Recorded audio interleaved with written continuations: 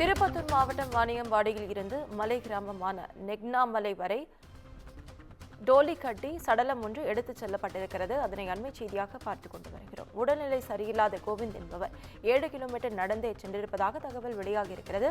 இறந்தவரின் உடலை டோலி கட்டி நெக்னாமலை மக்கள் தங்கள் ஊருக்கு கொண்டு சென்றிருக்கின்றனர்.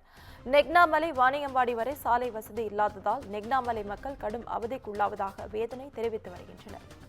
இது குறித்த முழு விவரங்களை வழங்க செய்தியாளர் அரவிந்தன் நம்மோடு இணைப்பில் காத்திருக்கிறார். அரவிந்தன், வணக்கம். விவரங்கள். வணக்கம் நவீனா.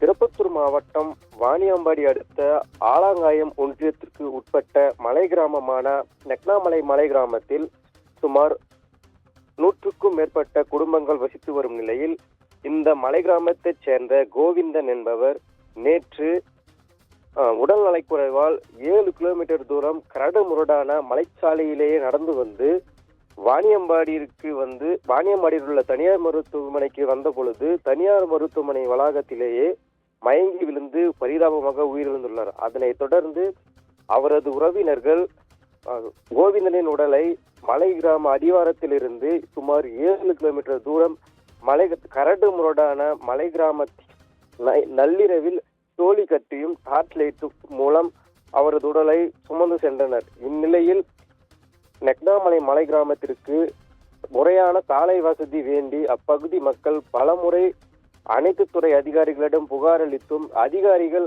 ஆய்வு செய்தும் ஆனால் இதுவரையில் நெக்னாமலை மலை கிராமத்திற்கு முறையான சாலை வசதி அமைக்க அதிகாரிகள் இதுவரை நடவடிக்கை எடுக்கவில்லை என அப்பகுதி மக்கள் குற்றம் சாட்டுகின்றனர். மேலும் நள்ளிரவில் இதுபோன்று தொடர்ந்து அவலங்கள் நிகழ்வதாகவும் அதிகாரிகள் இனிமேலும் இது குறித்து உடனடி நடவடிக்கை எடுக்க வேண்டும் என மலை கிராம மக்கள் கண்ணீருடன் கோரிக்கை வைக்கின்றனர். நவீனா.